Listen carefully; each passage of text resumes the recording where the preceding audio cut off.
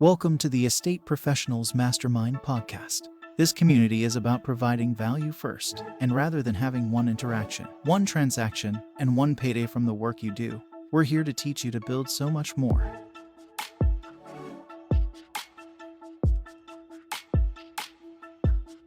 Hey, it's Bill Gross. Welcome to our Tuesday, noon Pacific time, 3 p.m. Eastern, Probate Mastery alumni Zoom call. We get together every Tuesday at noon to talk about all things probate. So if you're a real estate agent or investor looking to build your business, and primarily if you've started or involved with or an alumni of the Probate Mastery course with Chad Corbett, we're here to work together to help each other's business, help us grow, help us be more productive, help us be more successful in our practice. So I'm sorry, I was off last week, last minute emergency, personal situation, and thank you for the kind wishes, and we're progressing there. I'm just glad to be back. And I'll just tell you, I'm not a full-time coach with this. I mean, I do a little bit with Probate Mastery. I do have a affiliate code on some things. I do get a little bit of, but really for me, that's more fun. The truth is I'm a full-time real estate broker, and I build a real estate team. I have agents across the country, 35 agents. Looking for more. I do this because I need this, because I'm building my business, and to be great at something, I have to constantly be improving, learning, growing, getting better at what I do. And so I came on this call regularly as an attendee, and when Chad wasn't able to make it due to some personal situations, I stepped in. But I look at myself more as the team captain than the coach here. I'm really more hoping all of us will participate and challenge ourselves and give better service to our customers and improve our businesses. And the purpose of this call is to share what's working, what's not working, work out common problems together, and to push each other and to support each other. Separately, I do have my own live stream. I do probateweekly.com on Thursdays, 4 p.m. Pacific, 7 p.m. Eastern. And that's my YouTube channel, which is Bill Gross EXP. And there I actually interview attorneys. I use that for my lead generation. I mean, there I can be a little more shameless in developing my own business. But I do think that's good content to supplement what Chad's done. But I do believe that you have great resources here on the Probate Mastery website and on Chad's YouTube channel as well, where he's interviewed a number of attorneys and other vendors many times. So hopefully that's helpful for you. Also, this is about business, so feel free to put in the chat box. I see Winston, welcome. Are we on it? But feel free, I'm sorry, the dog's in the background. It's just part of life working at a home office. But feel free to put in the chat box your name, your contact info, what you can bring to the party to help other people, what you're looking for in your business. And because let's do some business together. It's all about doing business. You want to share with you, just real quick before we get started, just my thought of where are we? So, you know, I'm older than most of you. I'm 63, turning 64 in January. And I've built a business where the truth is I don't need to work anymore unless I want to increase my net worth to have a better lifestyle for the rest of my life. I mean, I can live on what I have, but I have some big dreams and goals, and I'm continuing to push and work towards those. Plus, I love what I do, and I want to create an impact on people going forward. So I work as hard, I think, as anybody because I'm clear on my goals. I put a good effort in every day. What I want to say is this time of year is very tempting to get off track. And I would say that if it's right for you to take time off, take time off. Whether it be family or personal or holiday or religious, I'm fine with that. I take off my time that I need to for my family and for my religious practices and a certain amount of, a proper amount of vacation and rest time and such. But when I'm supposed to work, I work. The challenge is this time of year is challenging because about half the people we talk to, attorneys, clients and such, aren't working or are working at a holiday pace. And the challenge is not to get caught up in the holiday pace, but take advantage of the holiday opportunities. What's that mean? You're going to get about half the people now on the phone or for meetings that you might normally, but the half that you get a hold of are ready to do business right now. So you can go deeper in relationships with them. You can ask for more. You can get time to meet with them for breakfast or lunch or coffee or drinks or whatever it is you do. This is the time to up that activity of being with people, however it is that you're with them, in person, online, at events, because the people who you do talk to are looking to do something. And the ones who are checked out are checked out. And the people who are left, unless they're disciplined like I am, and hopefully you are, they're a little off their game because less people are around and things are quiet around the office. So take advantage of the opportunity if you're going to work this time of year. I'll tell you, I'm working this time of year through the end of the year. I take off the holiday. I'm not Christian, so we don't do anything for Christmas. That's the day I do a lot of computer work. I took off Thanksgiving Day, about half of it I buy a new computer and new screens and new camera and got new stuff coming in. So while things slow down, I put my work investing in things that will pay off for next year. So I challenge you that if you're not going to work, or shouldn't work, don't. But if you should be, think about what you need to be productive this time of year, because your customers and your prospective customers and the business people depend on you. And we're not at this just to get listings or get sales or get properties. We're in this to create value for people. That's how we get paid. And so if you're in the business of creating value for people, then you want to do that regardless of the time. Okay, that's my little 2 cents. I'll get my soapbox. I'll get back on if you guys don't ask a bunch of questions or have some things to talk about. In the chat box, I see, what is the attorney referral program? So the program that Chat offers is called EARN, which is Earn Attorney Referrals Now. It's on the Probate Mastery course. Let me see if I can find that spot there real quick for you guys and put the link in there of Chat. If at Earn, there you go. And there's Kat with a link. Good job, Kat. So yeah, so on the Probate Mastery program, I would think of that as kind of a general certification or general overview. People often ask about certifications. I don't know how important the little logo is in your email, but I do know that that you understand what people are looking for and how you can create feedback. That is important. And so the probate training, there's free probate training, and then there's the Probate Mastery course, and then there's the Earn course. So Probate Mastery is a training and certification program, and it's about $500. If you click on it, I think it says $499. And then the Earn course is the next level if you want to focus in on developing attorney referrals, then that would be the program to take that on. So hopefully that answers that question. So who has a victory they want to share? Who has a problem they want to share and need some help with?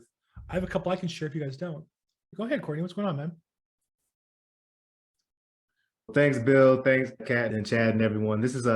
I just want to say for the last maybe 3 weeks, going to the courthouse, pulling leads myself, brought donuts. They treat me like Norm from Cheers when I walk in there now. They just are so excited, lit up. They are so helpful down there. I've been able to interview the assistant clerk and record that and just get tons of information and start skip tracing. And I come from wholesaling where I was in Baltimore for a couple of years, and I cold call all day long. I don't mind cold calling, but I decided to dig deeper into the niche of probates because I wanted to provide more and to get more out of it. And these leads have been so amazing to call. Like the energy and the feeling that I'm getting from the folks. They're first like, what in the world are you doing? And they're not really they're kind of incredulous first, but they're like, after they hear and I explain what we're trying to provide, they're just so happy and so excited. It's just a different type of energy than coming in. I mean, I've never came in with a let me buy your house, but still the confidence I have knowing, hey, we provide a service. It's been pretty amazing. And so it's been awesome being able to find a ton of problems that I don't have the answers for that I'm now responsible for finding the answers for. Beautiful. So here's what I tell people: if you don't have problems, you're not working hard enough. Right. My day is full of problems. Now I'm solving them all day long. That's how we get paid. So exactly. Glad to hear you have problems. We'll take them one by one. But just before going any further, I just want to stop there because I think 90% of the people don't get to this spot where you're at. Okay. And if those of you watching this, did you see his energy? We talked about making these phone calls. It is great. And I'll tell you why. Why do you think it is that you're excited to make these calls versus maybe other calls you made in your career? Well, because I know I'm bringing value. I know I'm there to listen, and this is stop. That is deep. That's the whole money right there. So let's say it again. The reason why is because why? I know I'm bringing value. Stop.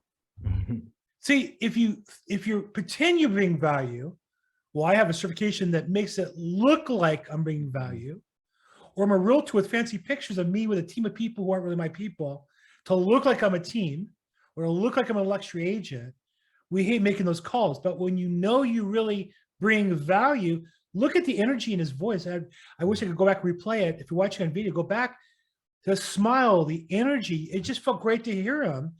Who wouldn't want to talk to somebody like that who's calling you to bring you value? Anybody will talk to him. I'm sorry to interrupt, but that was just too good. That was my. No, I appreciate that. Appreciate that. And so maybe one I'll present that maybe folks can help me with. I think it's actually an easy problem. I actually already connected him with an attorney because he has a property that was willed to him and he's trying to sell it, but he needs to have the property deeded over.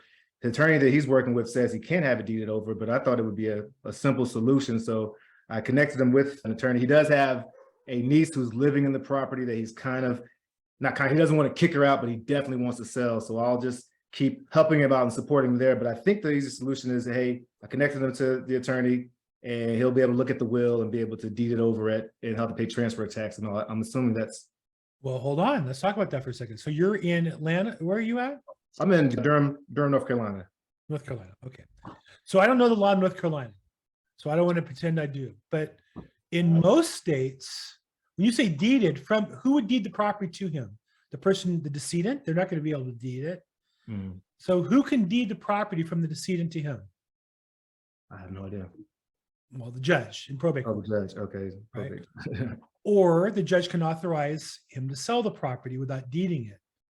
Right. So there's two ways you can inherit the property by going through probate, and at the end of probate, the judge authorizes transferring the deed from the decedent to you, or you can get authority to sell the property from the court in probate, and then the property is sold. Now, there are other deeds that you don't need to go to probate court. Again, I don't know the laws in North Carolina, but I just want to stop you there and say, when we give referrals to attorneys, one of the frustrations I hear all the time, and I've experienced, is I seem to give out more referrals than I get back in business. Mm-hmm. So the currency then could be, instead of expecting referrals back, could be the education. And you can say, look, I have a client, but can you explain to me, Courtney, you sound like a smart guy. Can you explain to me what the process is? And the attorney should tell you what I told you with authority of how it's done in North Carolina. I just can't do that. But I think that number one, you want to learn. Number two, you show the attorney you're learning. That's the kind of realtor they want to work with, right? Right. So in California, for sure, the solution would be, even if the property in the will passes it to your client, the fact the person who deeded it or willed it passed means the only solution, unless it's a spouse, is probate court. Okay. And the two ways would be either one, if he wants to keep it, at the end of probate court, the property is deeded to him. And the other is, if he just wants to sell it, he files, the probate court gives him authority to sell, but the money goes to the estate to be determined later at the end, which usually works for people.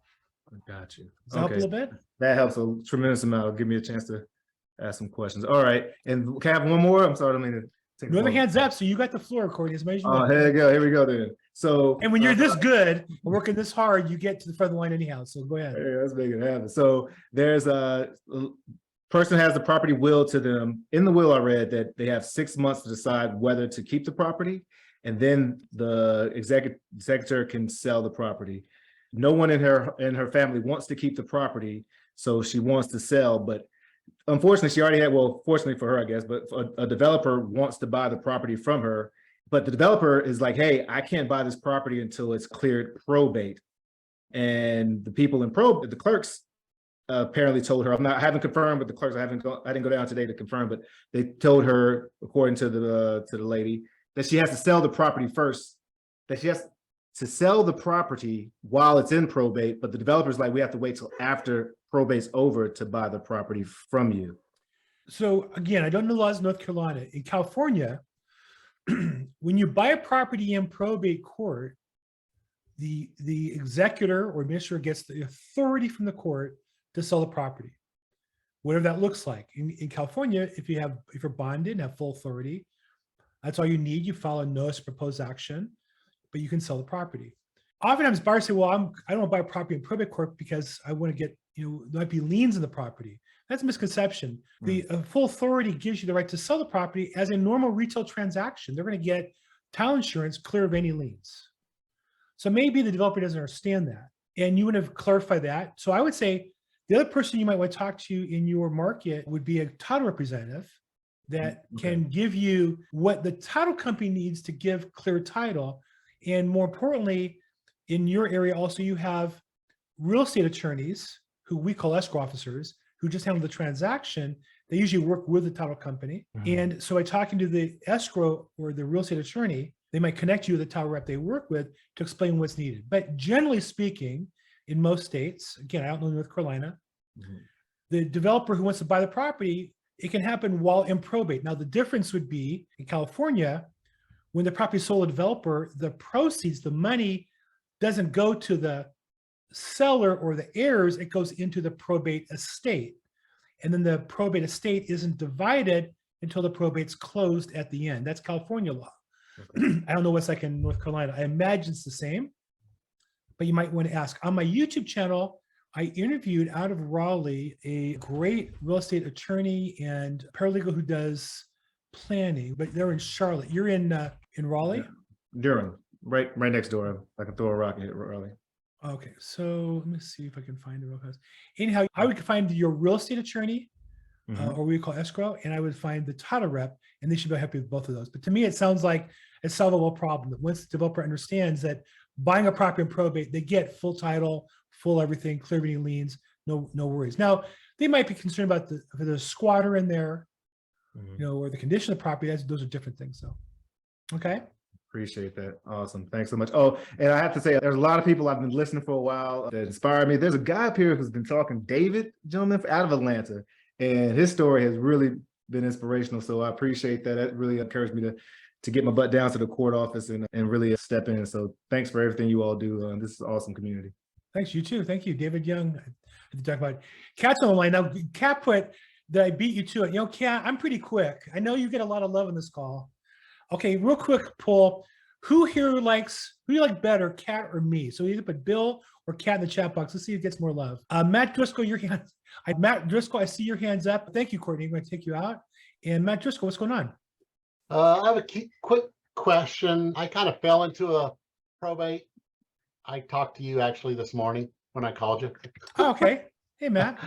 So I found the heir of this one particular person that passed away, and it was a homicide, and I guess the attorney finally took the case, and they had to hire a genealogist to make sure that he's the only heir.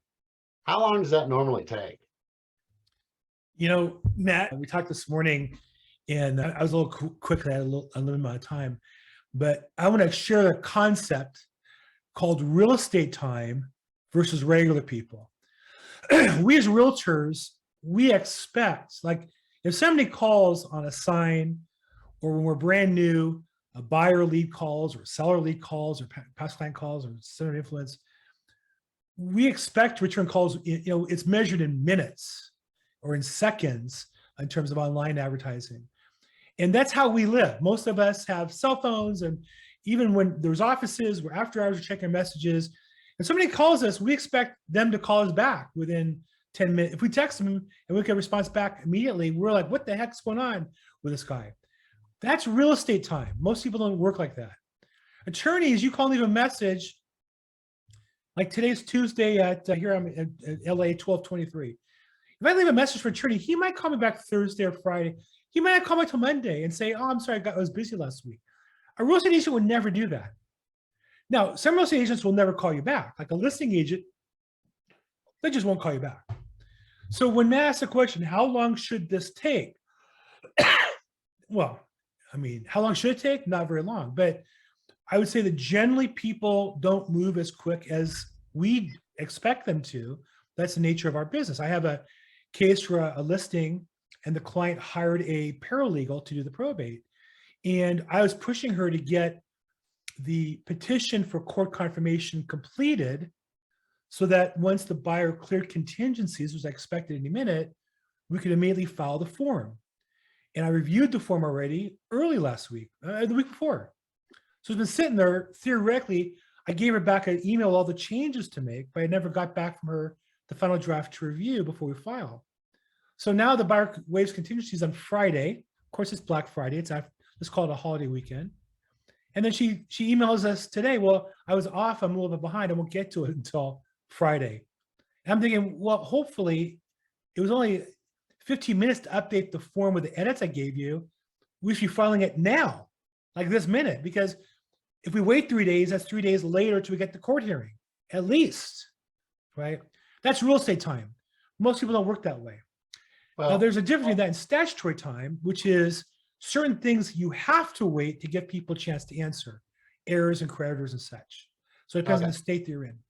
Well, this is my issue, I guess, that I guess I have a problem dealing with in my head. It's an asset that's deteriorating because there's 3 broken windows on there. There's no utilities on. It's getting winter. There's 3 broken windows. You're looking for heirs, right? Supposedly, I only found one who's 88 years old living in South Dakota. So I don't understand why the attorney can't just get the judge to sell the assets, put it in an escrow, and when they find all the heirs, right? Since he was never married, didn't have any kids, and he has an 88-year-old uncle that I found. Well, what state is this in? Texas. Yeah. So again, I can't speak to Texas law, but in California, a couple options. One is you can file the probate, and if you get within 3 days, you get approved as full authority or even limit authority, you can sell the property, just keep the money in the probate estate and do exactly what you want to do. Number 2, in California, you can also use some sort of a temporary administrator if there's a conflict or an issue, and say, don't appoint us as the administrator, but appoint us as a temporary administrator exclusively to sell the property and put the money in a blocked account. So there are ways that can be done. You need to talk to an attorney in Texas that can help you with that. Well, I mean, it is with an attorney right now. Well, okay, let me back up. When I say an attorney, I mean a knowledgeable probate expert attorney who knows what he's doing. Okay. In my experience, now I don't mean to slam attorneys, but it's the same knock I would have on realtors. 90% of, well, in LA County, 90% of probate cases are handled by probate attorneys who've done 1 probate in the last 12 months or less. Well, and so they'll get a complicated one, and which I say full authority means there's 1 error, there's nobody's arguing, and they get one that's complicated. They've only done 1 complicated one in their life. They don't really know the process of getting court approval. So just because an attorney is doing it doesn't mean they know anything. One thing about attorneys, as a group, there's no group that sounds more like they know what they're talking about when they know nothing about what they're talking about. That's the nature of attorneys. That's why almost all politicians are attorneys. They sound like they know what they're talking about. They know nothing. So the challenge for us is you can't tell an attorney you don't know anything. You can barely even offer them help when they don't know what they're doing. And I'm not saying that to be flippant. I'm being honest with you. One of my biggest challenges is how do I help attorneys when they need my help, but they don't understand they need it, their ego's in the way. And I have to learn how to tiptoe around that, right? So you're asking a good question. And I want to say regularly, I have clients who have to change attorneys because the attorney they have has no idea what they're doing and it requires expertise. It happens all the time. Okay. Thank you very much. Yeah. That's why we need to meet attorneys. We need to know the good ones. We need to know how to find the difference, how to explain that to our clients. So they get it. Hey, I've worked with this guy. He's great. Here's what your guy's doing wrong. A, B, C, and D. Now you can wait around all day long, or we can get this property sold. I already talked to Joe. It's exactly what we can do. Here's how you substitute him, and we're off to the races. Okay. Okay. So let's see. The votes are in. It's not looking good. I'm going to go ahead and vote myself about 10 times. You know, Kat, not fair. Not fair at all. And you can't suck up to the people while we're voting, Kat. That's also not fair. Richard says a special class for that in the first year of law school. Yeah. Look, the nature, I was on the debate team in high school and college, and the track was to go into law. And in competitive debate in high school and college, you literally argue one side and then you argue the next side of the same argument back and forth. So you learn how to sound authoritative, arguing both sides of the same argument. Well, they both can't be true. You can't believe they're both true. How could you argue both of them? So that's the nature of attorneys. And I think most of them appreciate that and understand that. In fact, that's why, in my experience, the great attorneys will tell you they specialize and they have a very clear focus. When you see a website that says we do DUIs, family law, probate, incorporations, civil litigation, injuries, you know they're not the right attorney for the job, or they have a bad website. Well, my title company is the one that recommended him. The Doesn't mean homicide anything. detective is the one that also knew of him. Doesn't mean anything. So, That doesn't mean anything to me. The title company, okay, let's go about one by one. Title company might have gotten business from him, might get business from him, but not probate. And they like him, and it could be he's a great guy. He could be the nicest man in the world. He could be the most upright, upstanding, wonderful human being in the world. But if he doesn't know how to solve the probate problem, he can't serve your client, right? And the same is true with the homicide detective. I mean, that's just a random thing. How's he going to know? I want to know somebody who's done 20 probates. They'll tell you who the good probate attorney is for the bad one. But a homicide attorney maybe comes across one every couple of years at most. So no knock on him. Again, he might be a great guy, but you're looking for somebody who, if you go to my my Facebook group, Probate Experts, we have a bunch of attorneys there. If you go into the Probate Mastery Facebook group, there's some attorneys there.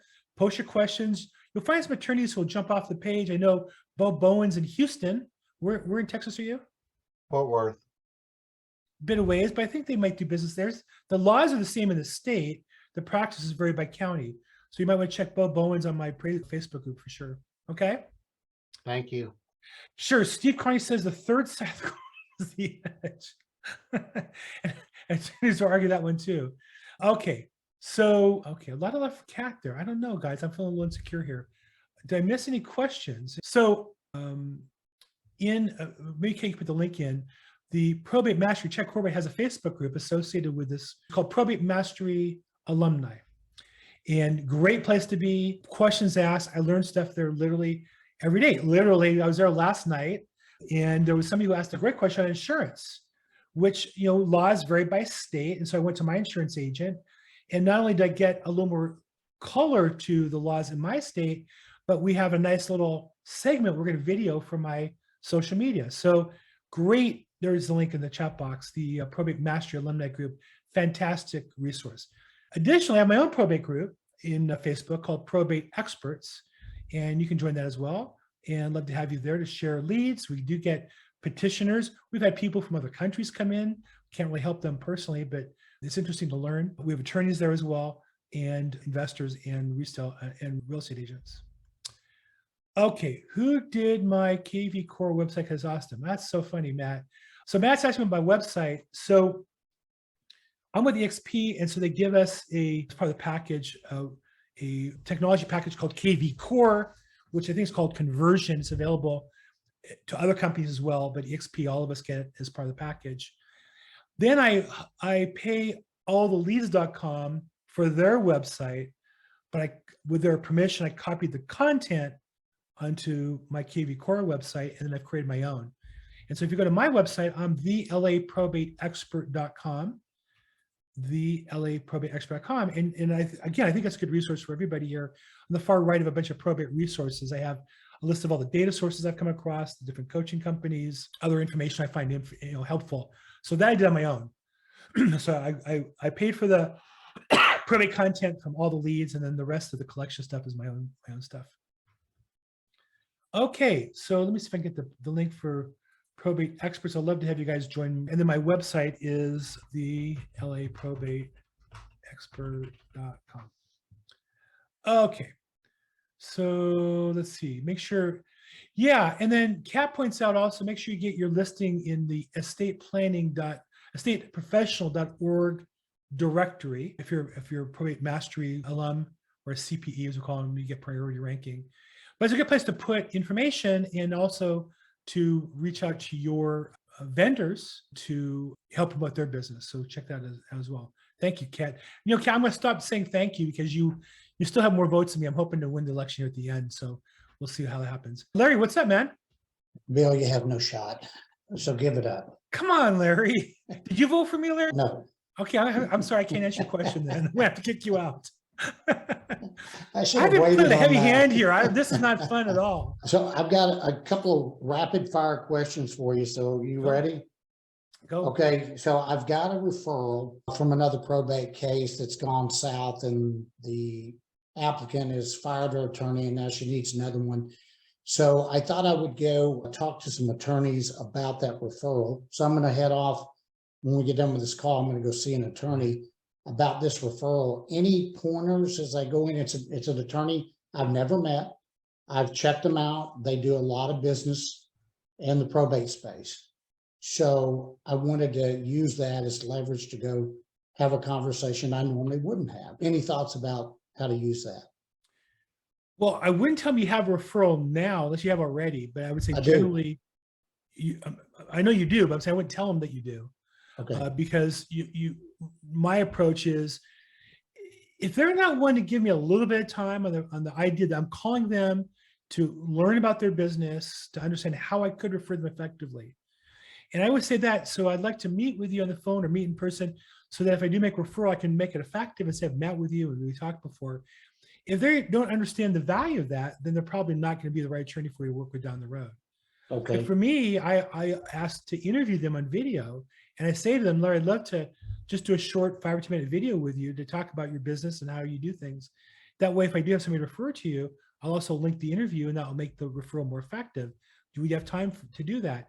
And there's some attorneys who don't have time to do that. And like, okay, whatever, seems silly to me, but that's a good weeding out of I think the one area that real estate agents are shocked when they get in this business to find out is how hard it is to get attorneys to refer them business and how little comes back, or how much you have to do to get business back from the attorneys. You would think that, and we could talk about this for a long time, but just a short, Dan, you said rapid fire, so I'll keep it short. And since you're voting for Kat, not me, I'm not going to give you all the information.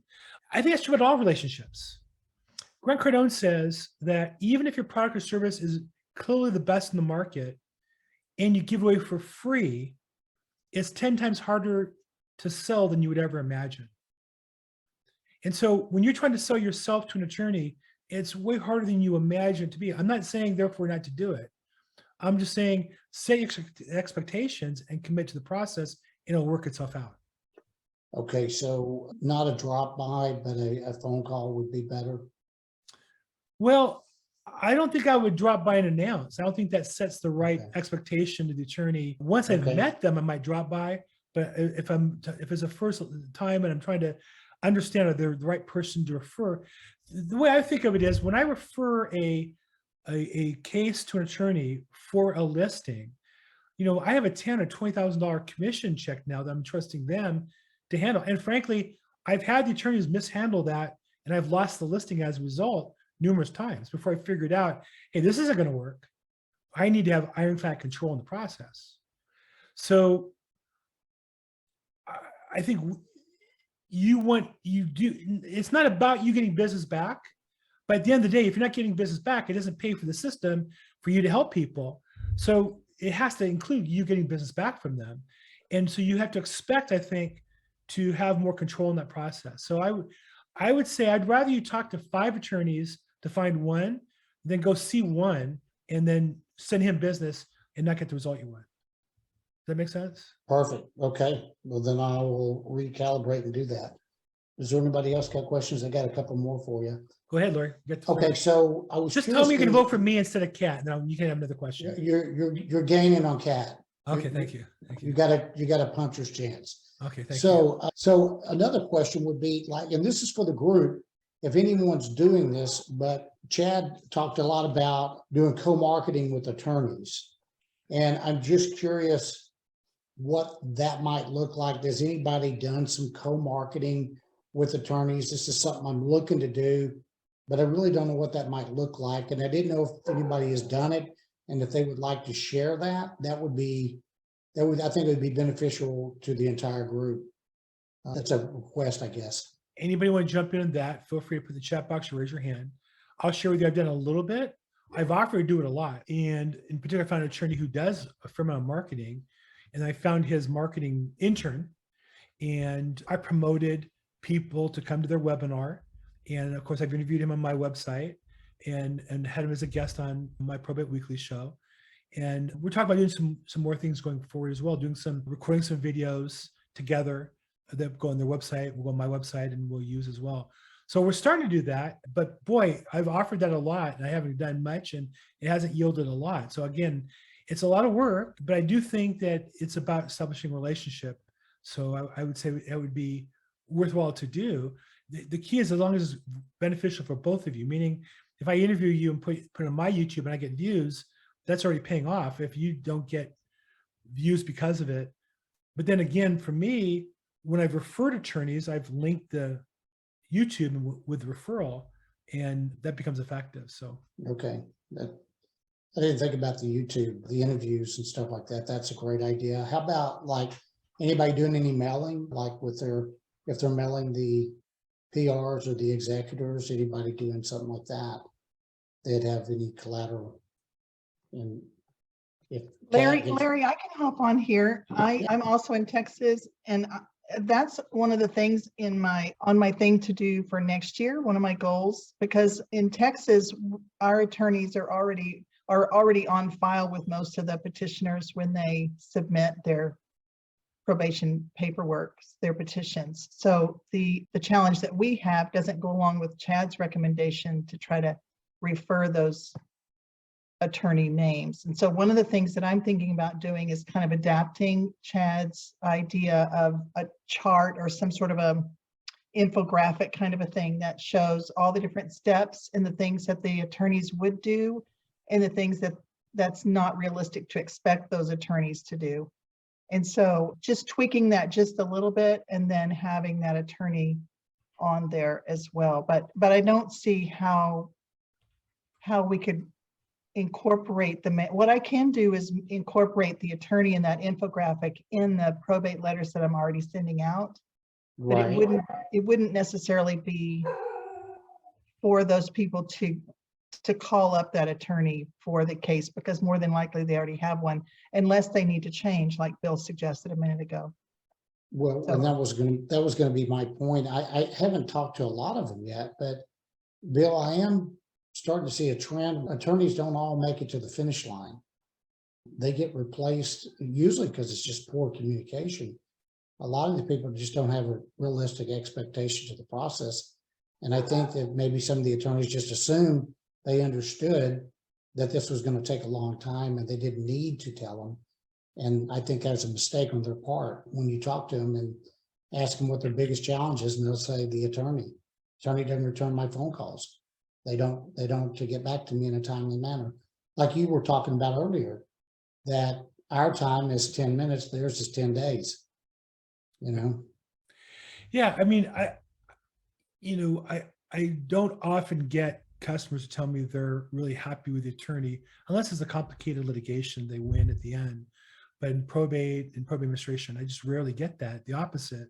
They feel like they had to pay too much and they don't feel like they got the service. And it always surprises me that the attorneys, of course, they're trained not to sell, which I think is a mistake. And that's why when I talk to attorneys, I say, listen, you're not going to sell people on using you.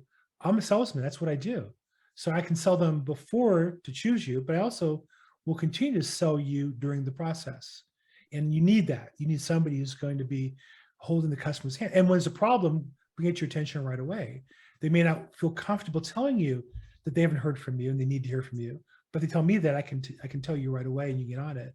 So that's the opportunity for us being salespeople, is that we can create value for the attorney that way. But I hear that all the time. They're just not happy with the service. They're not happy with the lack of communication. The big one is the bill that they don't send out. I would think you'd have to send out like a monthly bill. When I advance money for an estate, I use PayPal for my invoicing, but even though I know I'm not going to get paid till we close escrow, every time I add an expense, they get a copy of an updated invoice, and they get one every month of what's outstanding. So they see when I charge the item and when every month what the bill is. So they're not surprised at the end. It's not complicated with technology today. It's easy. But attorneys don't do that for some reason. I don't know why. I don't know why. That's good stuff. I got one more. If we abstain on the attorney track. Yes, we could do that. Just I need you to say, Bill, I vote for you, not Kat. Then I can get one more question from you. I defer. Okay, go ahead. Ask a question. Gosh, Kat. Go ahead. That's so funny. Okay, so staying on the attorney thing. Now, Bill, I know that you've built your business purely working attorney angle, so this is more pointed to you, but as I understand it, attorneys, I kind of got lost a little bit in the earn course when Chad starts talking about the limitations attorneys have in terms of marketing their services. And I guess where I got lost with that was like, can they be specific, or do they have to remain like a broadcast? Like if they were doing pay-per-click, for example, how specific could they be in targeting an audience with that? Because I think there could be an opportunity to do some marketing and create an evergreen system where you have referrals that are estate planning clients that these guys or gals would really love.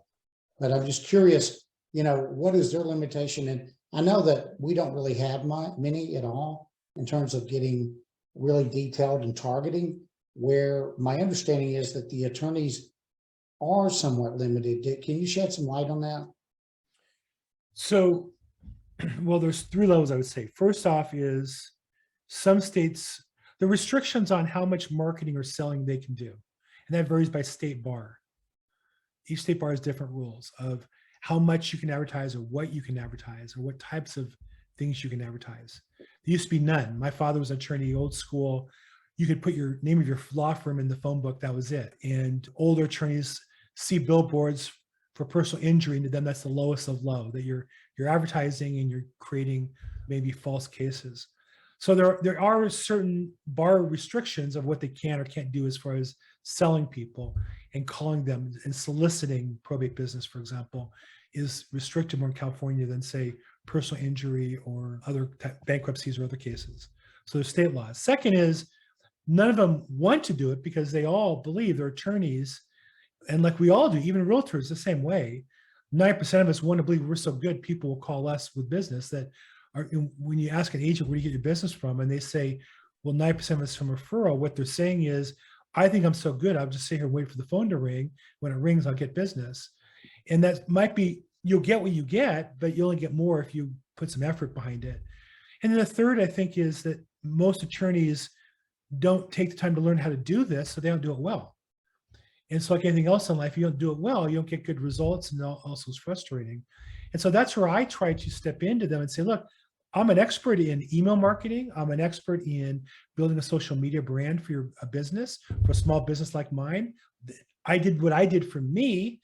I wouldn't use the same style for you because you're different, but this is what my results are.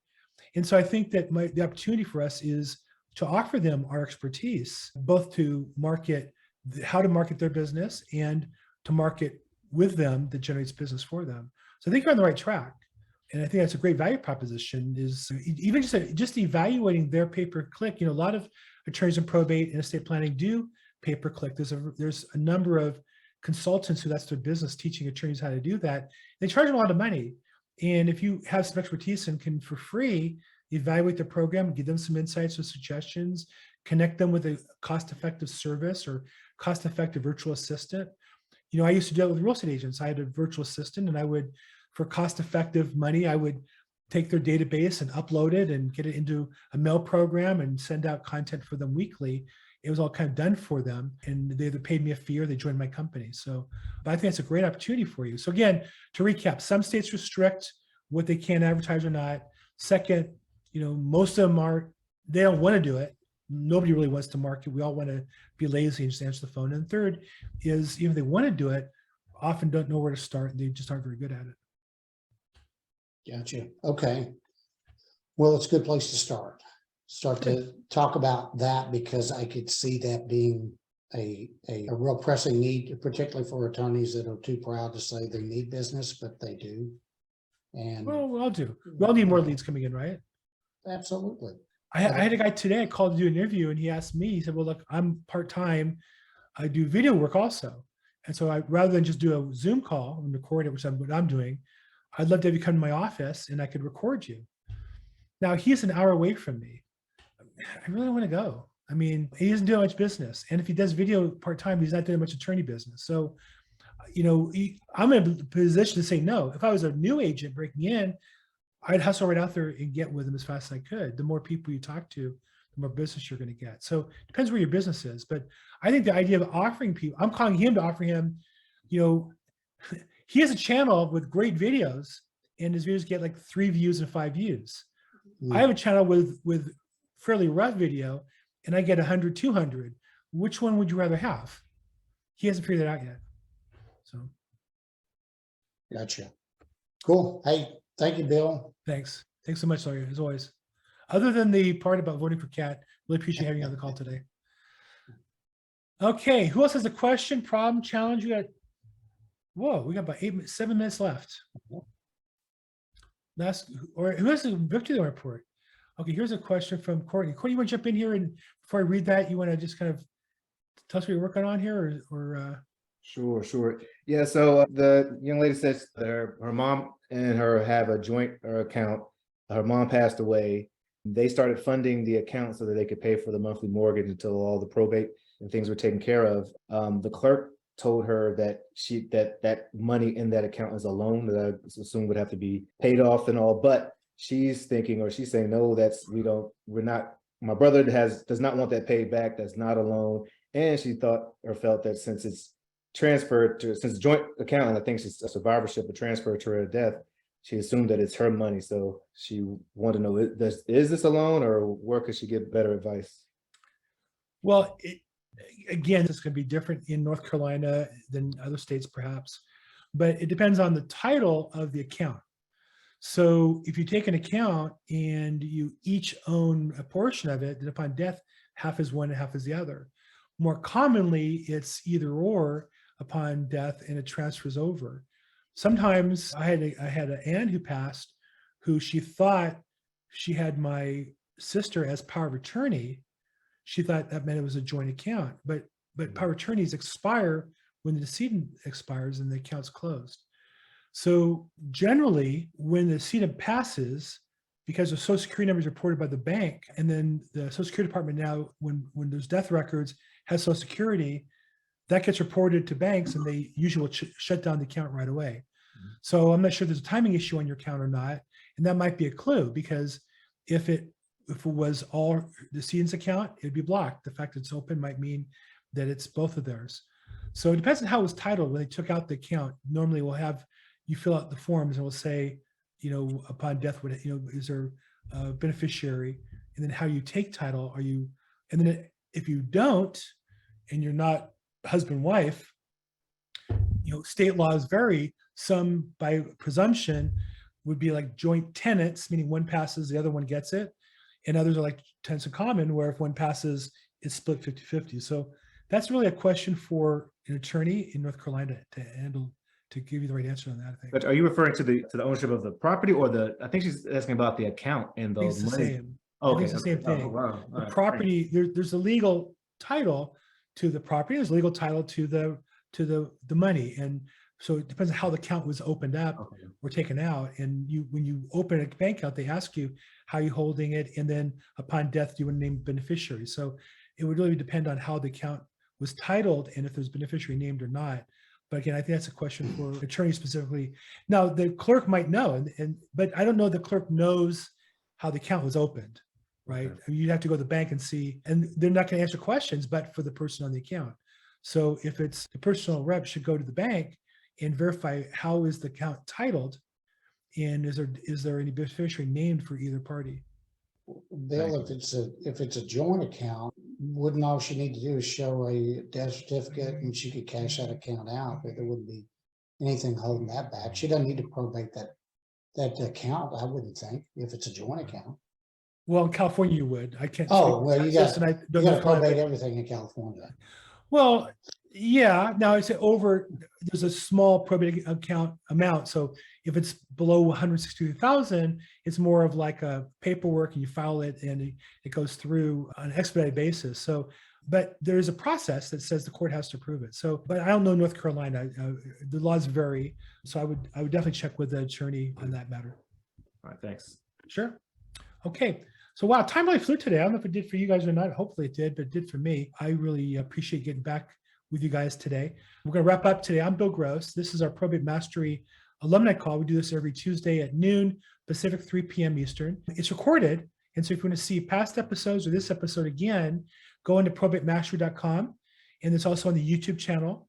And Kat, who lost today's balloting, does a great job of editing it, making it look all pretty and putting videos on. The final ballot, I'm going to make count real quick. I won the election 32-14. So thank you for all those who supported me. I counted them all right here.